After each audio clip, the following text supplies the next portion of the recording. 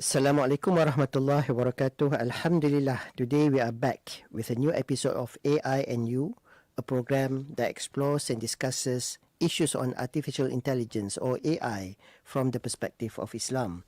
This program is produced by Batrisyia Afrina, and for the next half an hour, you'll be joining me, your host, Sheikh Muhammad Saifuddeen bin Sheikh Muhammad Salleh. Our topic for discussion this week is entitled AI-Powered Public Sector. And to discuss this topic, we have with us in the studio Dr. Noor Hasliza binti Mohd Hassan, who is Principal Assistant Director, National Digital Department, Ministry of Digital. Assalamualaikum and welcome to the program, Dr. Hasliza. Waalaikumsalam warahmatullahi wabarakatuh. Thank you for being able to join us on AI and You. Yeah, thank you for having me and also National Digital Department on IKIM today. It's a pleasure, Doctor. To start off our discussion, could you explain to our listeners the role that the National Digital Department play in the context of artificial intelligence or AI technology?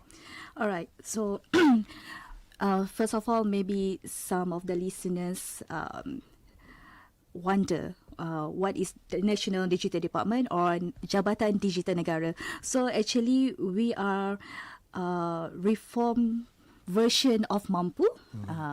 If you know that Mampu is under Prime Minister Department, so we rebrand Mampu to Jabatan Digital Negara or National Digital Department in December 2023 with the birth of Ministry of Digital at that time. So we are now under the Ministry of Digital.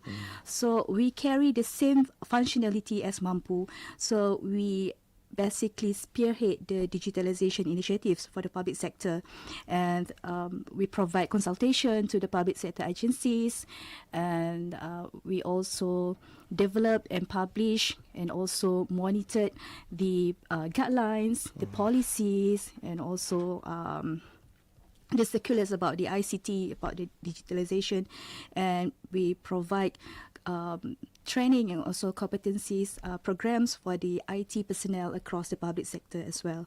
So for AI, as for now, National Digital Department, we create awareness and also accelerate public service excellence with AI adoption in the public sector. We facilitate AI adoption in the public sector. So we give consultation to the public sector agencies. We go down to each agencies and provide them with the technology update and so on and so forth. And also we provide reskilling and upskilling programs for the public sector IT personnel, especially in AI. Right. So you mentioned that the National Digital Department spearheads the digitalization initiatives. It's a bit of mouthful to pronounce the word digitalization. But anyway, could you highlight some of the initiatives being undertaken to incorporate AI into the public sector? All right. Okay. So basically, we did a study in 2023. At that time, AI is still new for the public sector. We did a study in March 2023. At that time, we found out that only about 30% of the public sector agencies has already adopted AI in their operations. So as we now in 2024, we found out that the number is increasing. So we slowly progress to embark on AI in our public sector agencies. So for now, I can see that the agencies is tackling the low-hanging fruit. So many of the public sector agencies are now tackling on the generative AI implementation, especially on the form in the form of chatbots and virtual assistants. So as it aligns with the broader strategic goals of digital transformation, and could enhance our service delivery, reflecting the technology's potential to improve our government and citizen interaction, and also could streamline the public sector processes. So chatbots and virtual assistants, I could say, are the most popular initiatives that have been adopted by the public sector agencies. And as in JDN, we have Suara. Suara is Suara Rakyat. It's a sentiment analysis application that we do the sentiment analysis across the social media for the public sector delivery, not only for JDN, but for overall public sector agencies. And also we have AI at JDN, at JDN's portal. So if you go to www.jdn.gov.my, you can see a very beautiful Muslimah at our portal. So we call it AI at JDN. So you can chat with AI at JDN. That is AI generated. Yeah, AI generated, AI powered chatbot. So you can ask in natural language. So she will answer all the information about JDN and also our services. And if I may quote other implementation in the other agencies, we have like Dilemma, the Ministry of Education. That one is for learning assistance. And we have one that is like a physical AI implementation from Pertubuhan Peladang Kawasan Kuala Langat. So they adopted AI and IoT for the crop and harvest management. So it's very interesting. So there are many initiatives I can see from what you have explained, but I'm sure there are many others as well that are being undertaken. So what efforts are being taken to ensure that AI adoption and implementation in the public sector align with ethical principles? I know we are talking about adopting, implementing, but at the same time, I think we should not forget about ethics. So what are your response to this? Yeah. So like I always say, when I do the consultation to the public sector agencies, AI is like two sides of coin. You can use it for the good purpose, and it could turn out to be bad for your agencies, for yourself. In National AI Roadmap, we have National AI Roadmap 2021-2035 published by MOSTI. So we had 6 strategies. So the first strategies is about to establish AI governance and also AI ethics. So that's how we show to the nation that ethics is very important. If you want to adopt AI, the first thing that you should look into is ethics, because AI is quite different compared to other technology. It's very advanced. It rapidly evolves every day.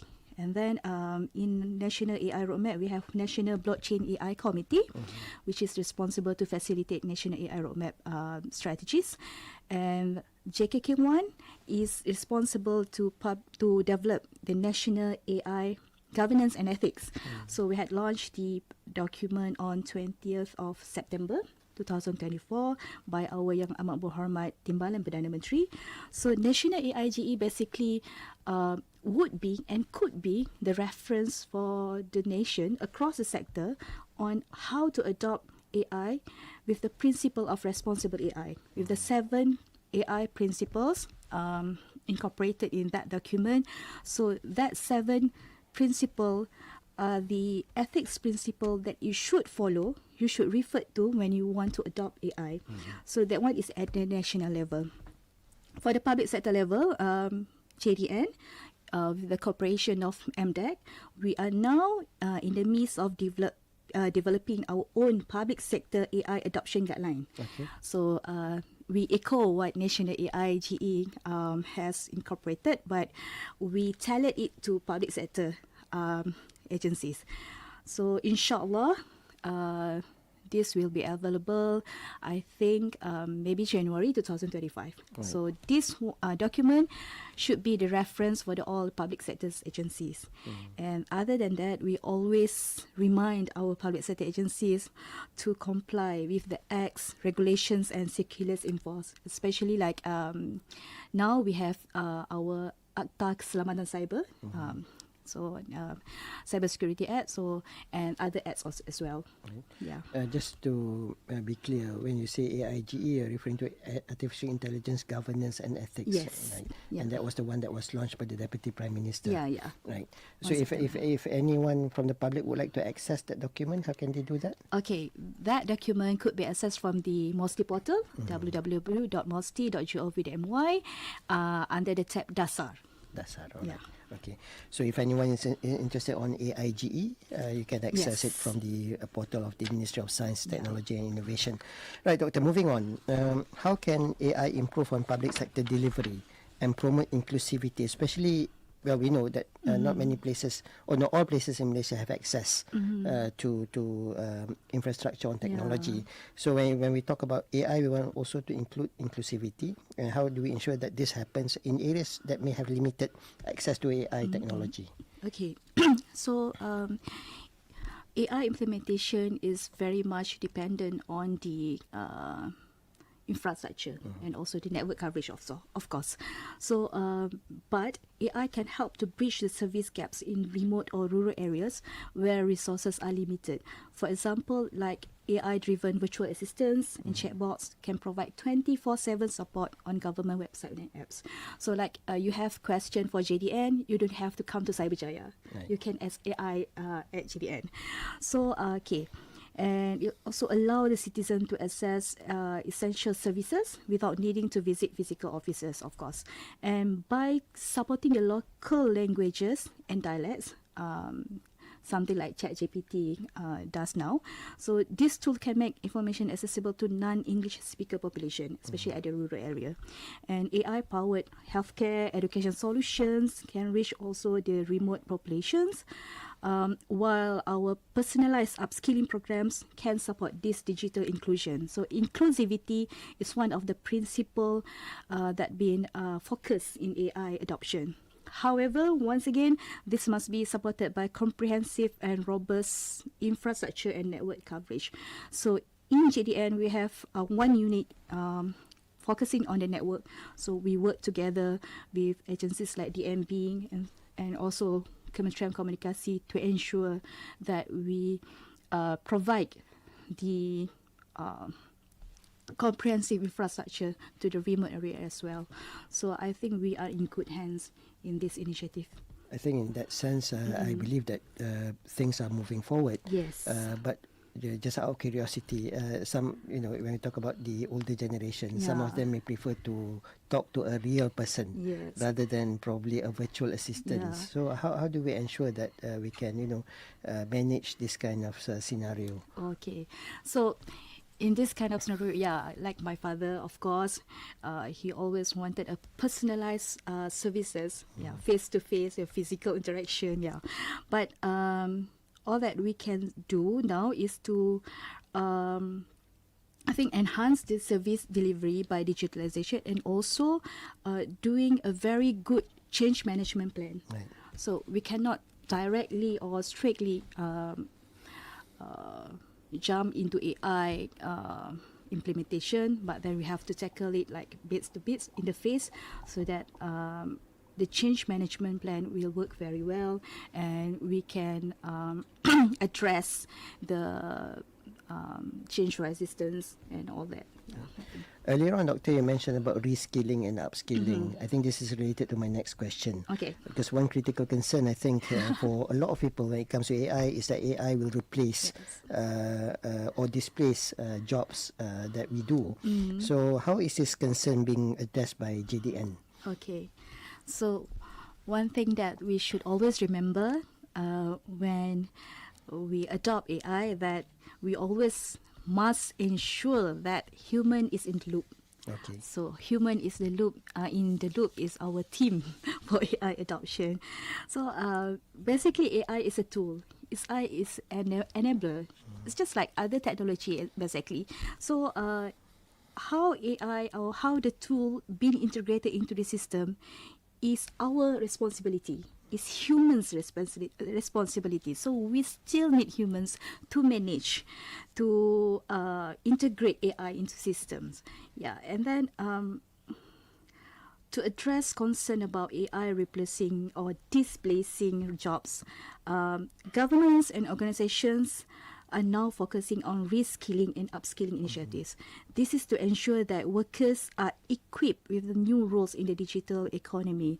AI does not replace you, but it reform the way you work. It reform your tasks at your office. So, in my opinion, AI won't be replacing you, but it will reforming your tasks at your office, in your operation, your organization. So, don't be I think don't be skeptical about this. Don't be afraid about this.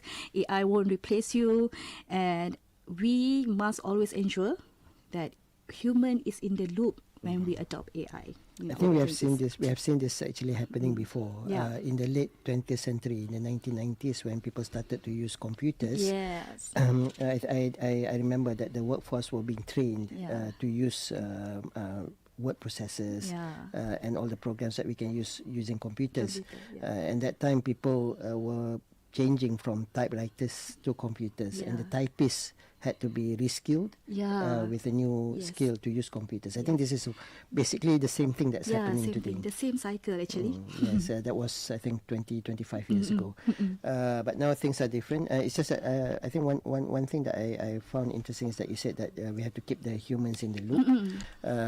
Only one thing that comes to mind is that I think AI won't replace humans. That's true. Yes. But AI can actually potentially replace those who refuse to adopt and learn AI. Yes, yeah. So you have to change your mind. You have to adapt with the technology so that you won't be left out. Right. So if we talk about challenges, what do you see as some of the challenges faced by the nation in Malaysia in empowering the public sector with AI technology? Okay, so about the challenges, it's very interesting. So basically, if you ask any public sector agencies, their answers would be cost. Okay. Budget. Yes. Yeah.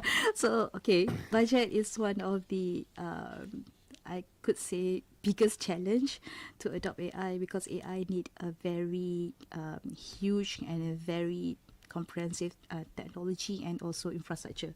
Like for example, if you want to embark into large language model, you have to have a GPU, and you cannot use the simple CPU, something like that. Okay, so yes, I could say that cost and budget is one of the challenge, but then you can start small and then scale up.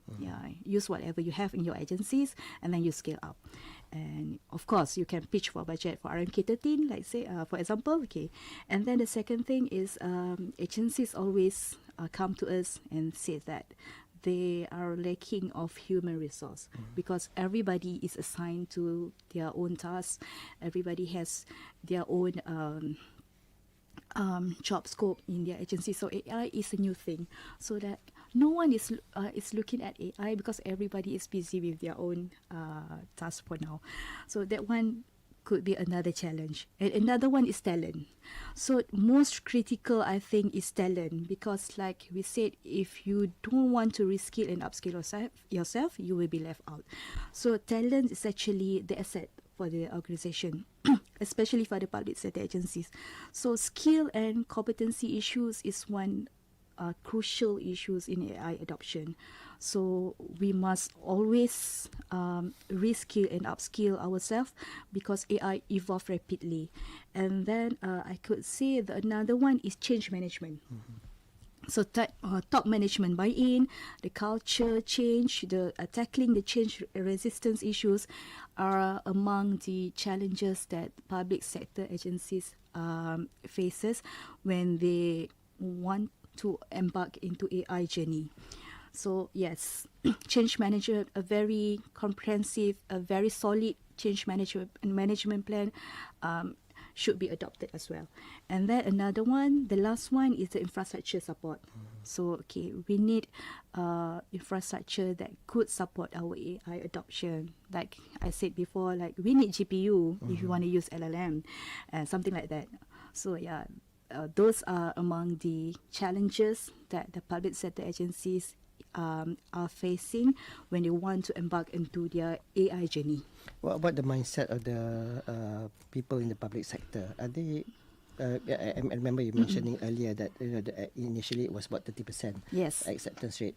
But do you foresee this to be improving for the future, or do you see that we need a new generation of people coming in to the public sector to make it more, the adoption would be more, would be easier in that sense? Okay, right. So as we did a study in 2023, we have about 30% agencies said that they already embarked on AI, and we have 55% agencies from 108 agencies said that they are ready to adopt AI. Okay. So at that time, 55%. So from 108, so it's about maybe 50, 55 54, agencies. Yeah, okay, half of that.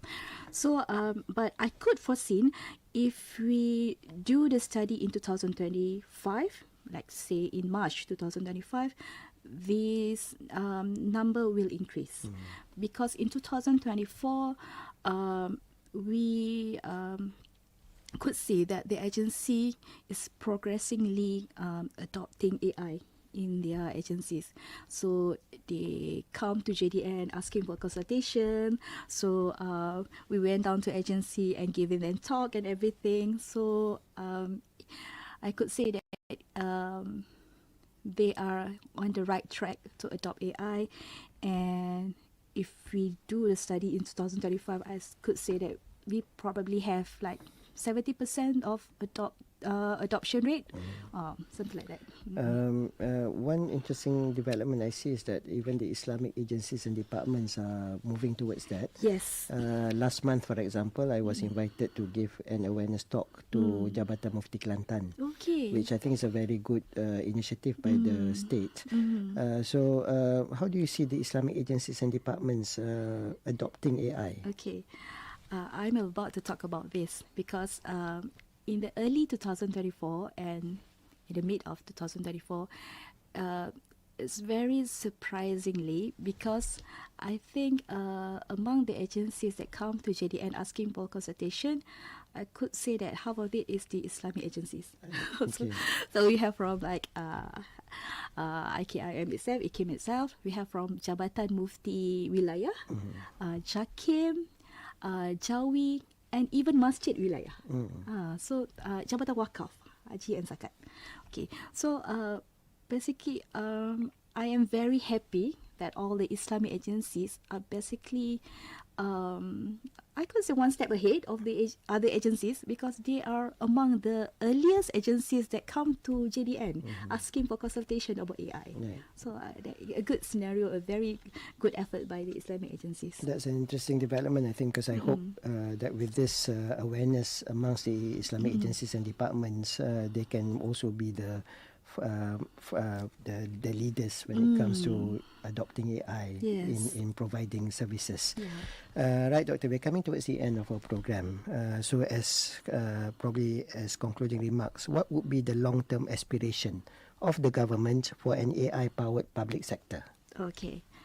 So as we support the aspiration of our PMX, of our Prime Minister. So I think the Malaysian government, especially Malaysian public sector, envisions a future where an AI-powered public sector is efficient, inclusive and citizen-centric, of course, and ultimately improving the quality life of Malaysians by enhancing our public service delivery. So the long-term aspirations is actually to harness AI to deliver seamless, proactive and personalized public services that could anticipate the public needs, support the economic growth, and also enhance transparency and, of course, accountability. So I think by embedding AI across various sectors in our public sectors agencies, from healthcare, education to infrastructure, social welfare, food security, energy and others, the government aims to create a digitally transformed public sector that is both adaptive to future challenges and resilient in the face of change. So this vision also emphasizes responsible and ethical AI use. So don't forget about responsible AI. And ensuring the AI adoption aligns with Malaysia's value of fairness, inclusivity and also trust. And of course, in line with our national aspiration. Right. Thank you very much, Dr. Hasliza, for your sharing. I believe your concluding remarks nicely wraps up our discussion and it provides a lot of information to our listeners with regards to where our public sector is heading with regards to AI adoption. And I see a future where, inshallah, we will have public sector delivery which is more efficient and effective, Inshallah. with the help of the technology that we have today. Unfortunately, we have come to the end of the program for this week, Dr. Hasliza. But before we end, I think it's best to remember that technology, including artificial intelligence or AI, should be used to bring benefits to everyone. Yes. And as you rightly highlighted, ethics should not be forgotten. Yes. And in our community, where Islam is the official religion, then Islamic ethics should be also be taken into account. So the adoption of AI into the public sector should be implemented to improve the delivery system to all stakeholders, including citizens, like you said. So we've come to the end of our program for this week's edition of AI and You. I would like to again record our sincerest appreciation to our guest, Dr. Noor Hasliza binti Mohd Hassan, for sharing her insights on the topic AI-powered public sector. For the last 30 minutes, you have been listening to AI and You, and I am Shaikh Muhammad Saifuddeen bin Shaikh Muhammad Salleh, signing off until next week. Wabillahi taufiq wal hidayah. Wassalamualaikum warahmatullahi wabarakatuh.